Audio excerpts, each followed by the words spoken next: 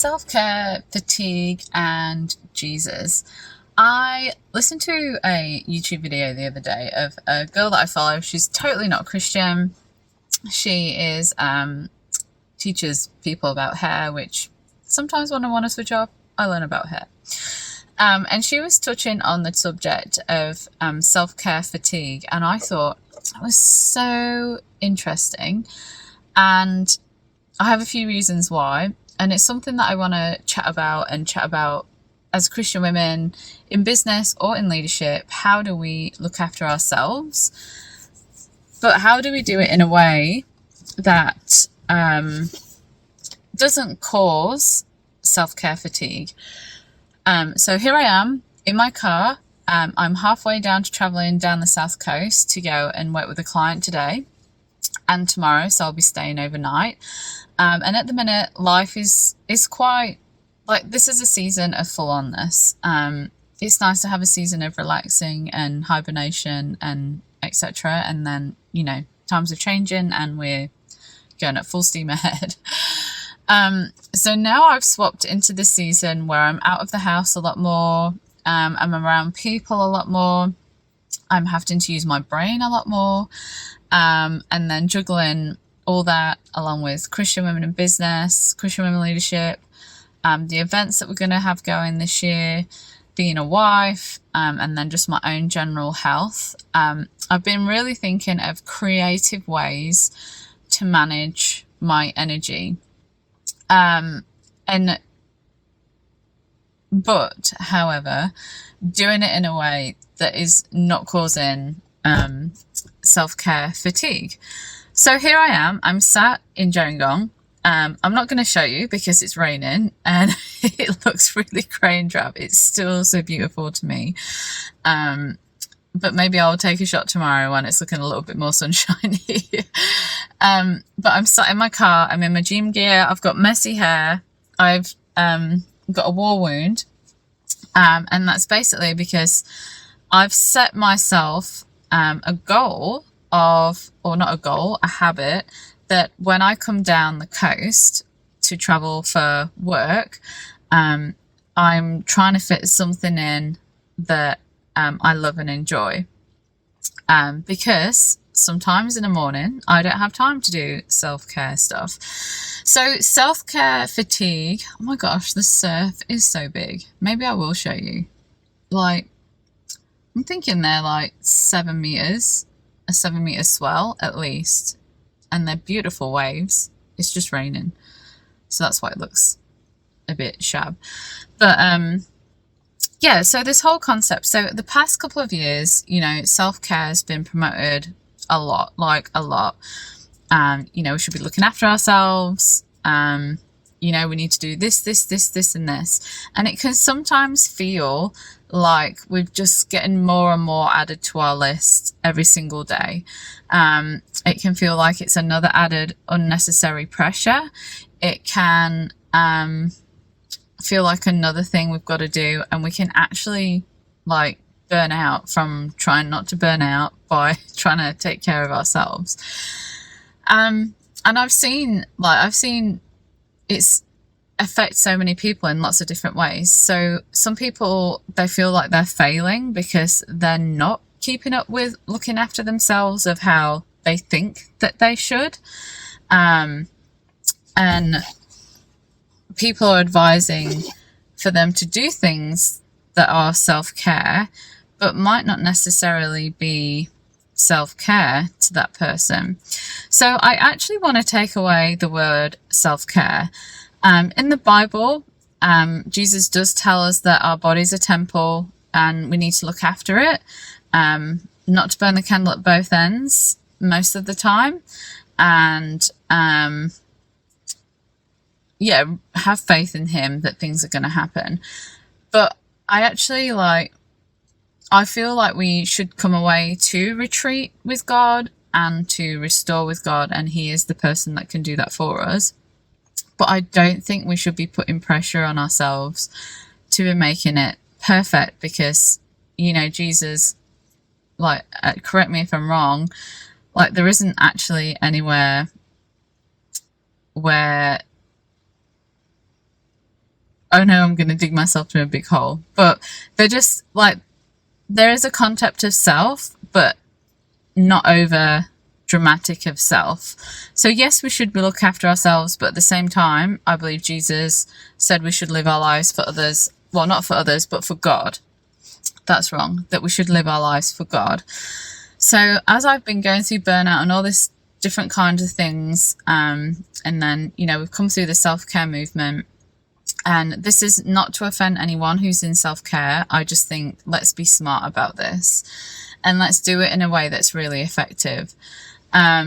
So I feel like I've come to the conclusion that, and I've been teaching this for years, but everything we do in grace. And that means really analysing our lives and asking ourselves, what am I doing that God's not asked me to do? What am I doing that's just pressure from me, putting pressure on myself to do it? And what's God like? What has he actually asked? Like, literally, what has he asked me to do? What has he asked you to do?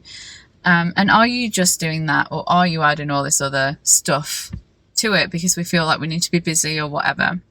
So that's the first thing, going back to Jesus, aligning ourselves. And this is what a little bit about, like, this is what we cover on our retreats and also at conference as well, is, okay, this is where we're at. You're feeling burnout, you're feeling tired, you're feeling exhausted, whatever. What is it that Jesus has actually asked you to do? And are you just doing that? Or are you being a typical woman and feeling like you need to be busy is productive and adding too much in that you need to? So after spending a few years in hibernation, going from absolute chaotic life to hibernation to a season of very fast paced again, I feel like this time around I'm doing things a lot differently. I went through last year of having like a really hard get up, do this, and I found that fatigued me trying to implement everything that I thought was, looking after myself and self-care, and some of it was and some of it wasn't. So what I'm doing this year is I'm looking at how can I add without being overwhelmed, or how can I include things into the journey that I'm on that's not adding to the to-do list. So an example of that, and I challenge you to do this as well, and I was speaking to a friend about this the other day also, that is, how can you do things when you're already doing things? And I don't mean multitasking, that we can do, but it can be an added stress. I mean, for example, I'm driving down the coast today for work. So rather than doing this podcast in my office, trying to look all clean cut and perfect, instead, I decided I'm going to do it on the way down, and I'm just going to do it like, this is just how I look a lot of the time. Like, my hair is usually, it does need washing. I don't really wear makeup. I do put on like sunscreen because you just got to in Australia on your face. I tied my hair back.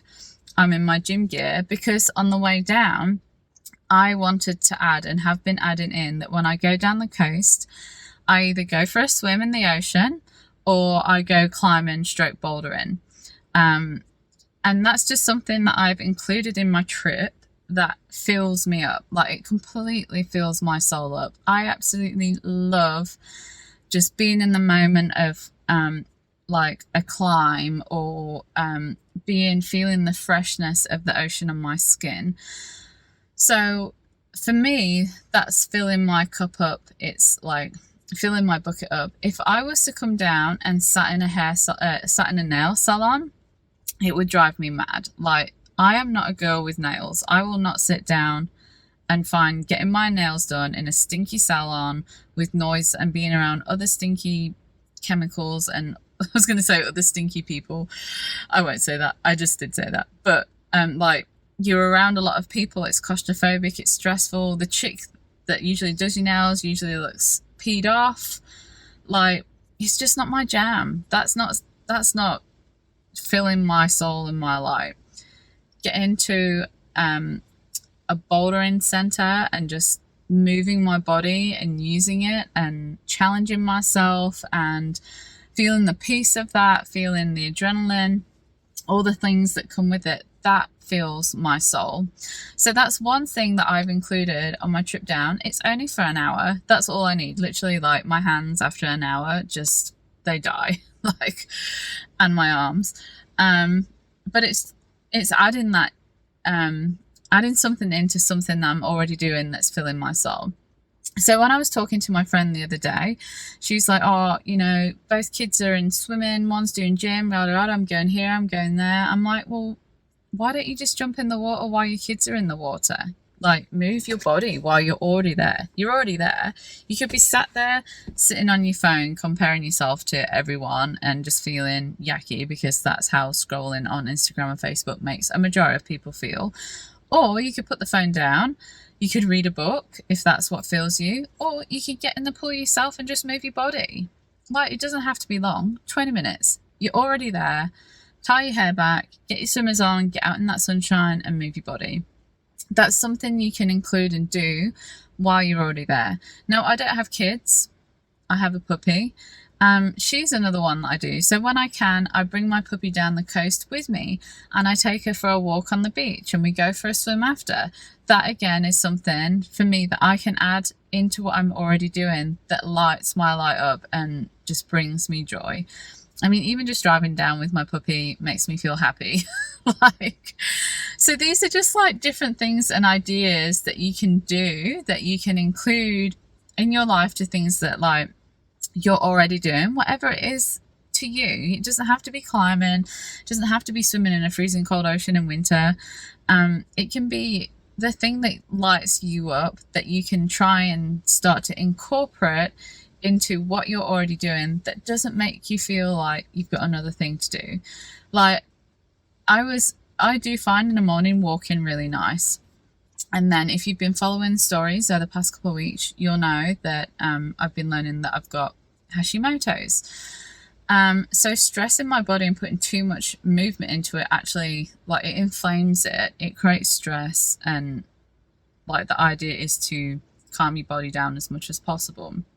So I'm like, gotta get up early, gotta like walk 5Ks each morning, then, you know, going to the gym, and doing all these things. And like, I just feel my body swelling up. Like, my body was telling me, even though walking's not that hard on the body, but for me, walking 5Ks every day along with weights training, my body was telling me it's too much. So did I get up and go for a walk today? No. Did I yesterday? Yes. Was it a short walk? Absolutely. Did I have time in the headspace to do it? Yes. So yesterday was a good day for a walk. Today wasn't, but I moved my body in another way.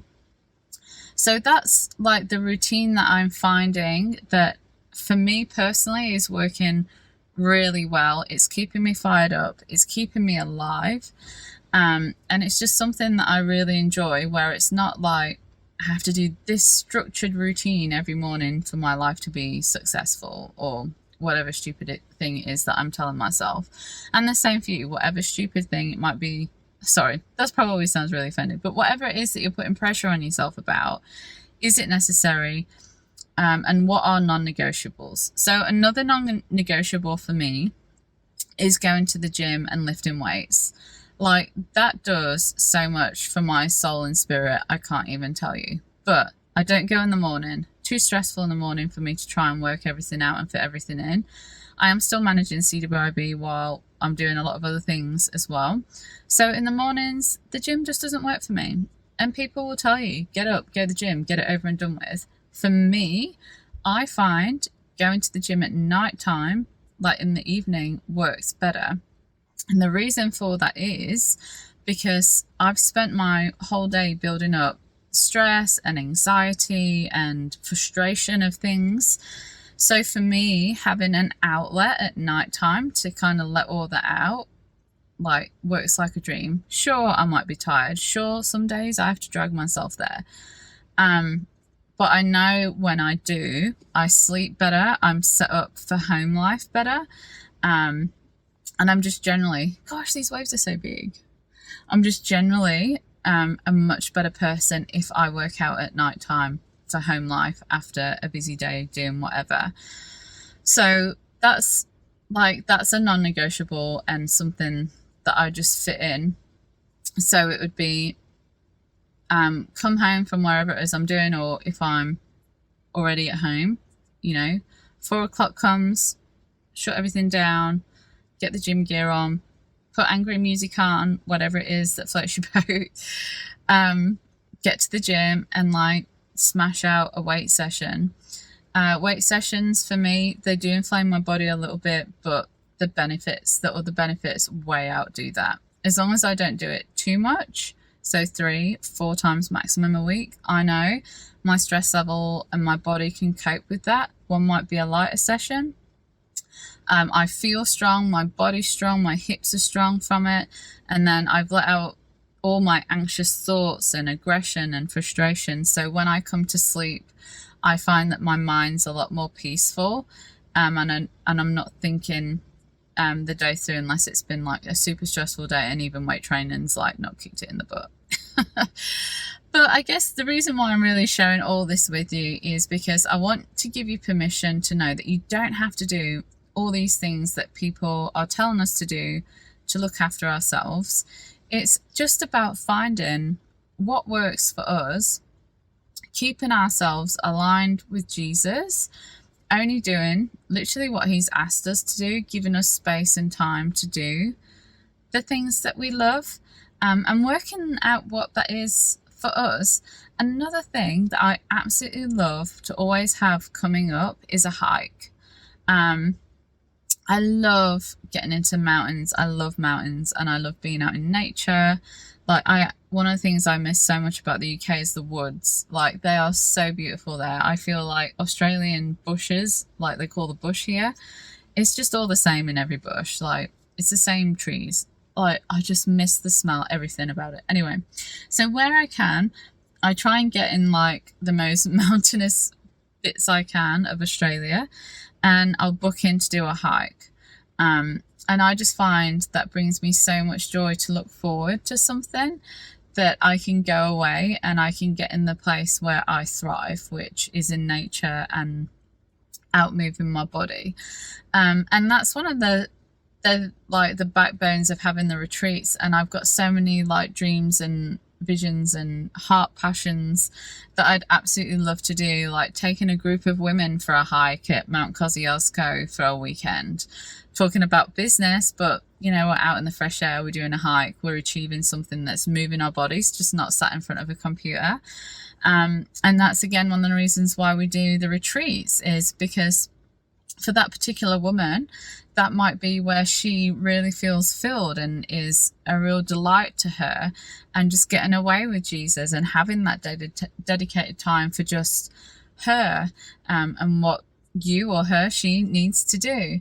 And Jesus, I just know Jesus will meet her there. Like, Jesus meets me out when I'm walking and when I'm doing outdoorsy things. It's when I switch off, I find that that's when the things are spoken or shifts happen or whatever it is. So I feel like we've got to a place now where we're building Christian Women in Business up to have all different things on offer that kind of cater for different people. So we've got the online membership, like if you want day-to-day help and you just or support, and you wanting to be around that community, or if you're regional, it helps having something virtual. We've got our annual conference for the girl that gets filled up from learning and being around people and having that interaction and being in the conference buzz. And we do bring Jesus into conference, of course, he's like the center of it. And we do have those quiet times, but it might be something to look forward to like that keeps you lit up. It could be our retreats where it's very not solitude, but just very relaxed, very quiet, very like it's just very, very like there's a content feeling. You're going to bring your stuff, you're going to bring your baggage, and Jesus is going to help you and sort you out through that. It will happen. But it's just that different. It's a quiet time. And if you're a girl that enjoys the intimacy and the quiet time, like we have that available. And then for the girl like me, I love the retreat style. It fills me, that like small group interactions, truly amazing. But I know for me, I'm a doer and a processor and quite an active person. So being able to go away with a group of girls that likes into business and having a ski weekend, or having a climbing weekend or having a hiking weekend.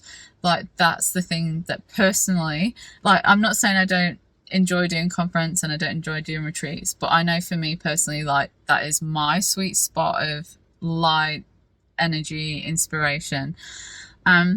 So it's different for everyone, and I'd love, like, that's probably like the last kind of big goal left to pop into CWIB, is having that time away together with God in a different place, of being out in nature, camping, glamping, and then just enjoying the mountains.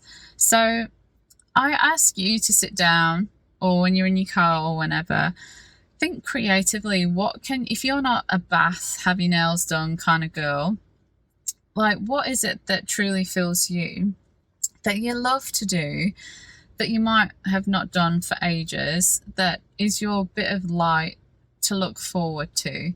If it's booking yourself in an event, if it's taking yourself off for a hike, if it's driving and then stopping somewhere to do a mountain bike on the way down, like, whatever it is for you, what can you try to include into something that you're already doing and create a habit out of that? And the key thing is to create a habit out of it. Not to feel like you've got something else to do, that is like something else on your to-do list to try and fit into the day, but just something that just lights you up so much, that's going to keep you on fire to keep moving forward for Jesus and what you're doing in your business or your leadership or your not-for-profit, your mission, whatever it is that you're in, that just delights you, so you are keeping your energy levels up. It doesn't have to be every single day. If you can do it weekly, great. If you can do it fortnightly, great. If you have it as a once a month kind of thing, great. It's just creating that habit, keeping yourself accountable to it, and just giving it a go. Have a play around. If one thing doesn't work, try another thing. Like, there's endless things you can do. What you enjoyed when you were younger, you might not enjoy now. It might be something else that fills you.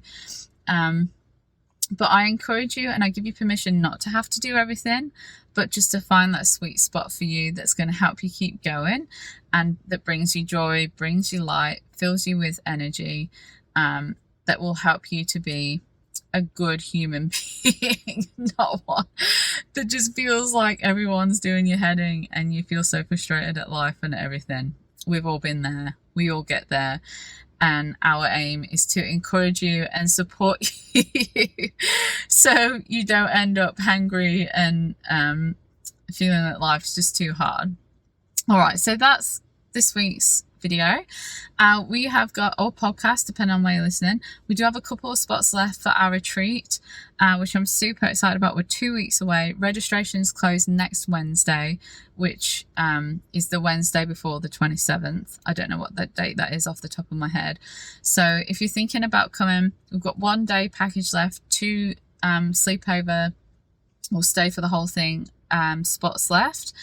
Yeah, and on the way down, when Megs and I come down to Jering Kong, I will be taking Megs for either a climb or we'll go for an ocean dip, depending on what the weather's like. And we'll do something fun along the way. So Megs, I hope you're prepared. I'm excited. All right. And I would love to know, please share with me, what is your sweet spot?